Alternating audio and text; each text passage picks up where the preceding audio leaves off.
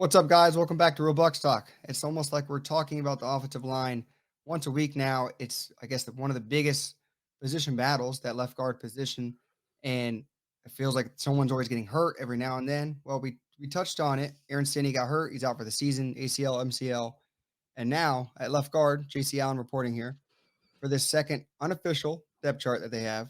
Luke Goedeke is their number one at left guard. Nick Leverett is behind him.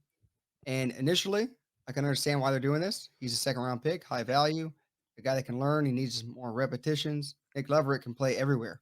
So he's a better position for a backup position, right? Left guard, Mhm. right guard, center. He does it all. So I understand it. I guess plus talk more on that and let us know. Is it a good decision?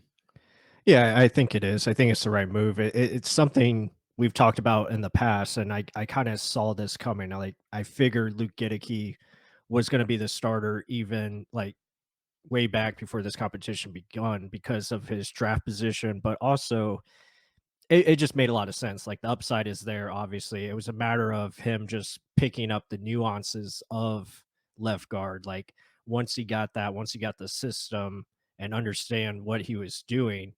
Now, again, it took some time for him to get all that down, and it seems like he's getting better each game. Last game, I thought he did a lot of good things that, most fans would, say, oh, he had the two holding penalties and stuff like that. Didn't look good. But when you go back and watch it, he had a pretty solid game. And like you said, Nick Leverett as the top backup, it makes a lot of sense from a versatility standpoint. And he kind of fills that role that Aaron Stinney was going to have, and now Nick Leverett becomes that guy. Yeah. And I think it makes more sense that way too. I agree. He did show some flashes in that game against the Mhm. Titans, even though the holding calls is like literally the worst possible thing is what everyone always remembers first. Yeah. It's sad. But overall, considering I know everyone's like, if Brady gets pressure up the gut, all hell's gonna break loose, blah, blah, blah. Quietly, Robert Hainsey, I know he's listed behind Jensen here, has been doing really, really well. You haven't Mhm. heard his name much, which is a huge thing in offensive line. Obviously, Goedeke had his name called twice. Hainsey didn't get called once. In the 2 games we've seen, he's done nothing but good things. His pulling's amazing. He's literally in the way at all times. He doesn't get pushed back often. He's learned a lot from Vita Vea and Akeem Hicks bullying him, I guess, in practice. So Hainsey, in my opinion, is doing really, really well. And then Luke Goedeke is going to benefit astronomically from Donovan Smith being right next to him too. I know Mhm. that the fans have things to say about him, but in my opinion, he is a good left tackle, a consistently good left tackle. He's not a great one, he's good, but he's a lot better than anything that Luke Goedeke's been playing next to. So Mhm. I think you put him with better players consistently and a guy that gets the ball out fast and a more of a game plan, not just a vanilla offense.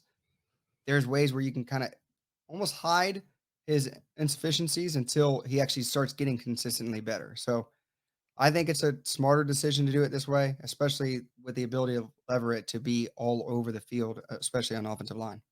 No, I completely agree, and I think, and like you look at it, you have three really good offensive linemen and Donovan Smith, Tristan Wirfs, and then Shaq Mason. Robert Hainsey, I think, is going to be more than serviceable, and then Gedeke, it's just about understanding what he's seen, and I think the coaching staff will get him prepared once we get into game weeks. Obviously, the blitzing and all those kind of things are going to be more complex than what they've seen so far.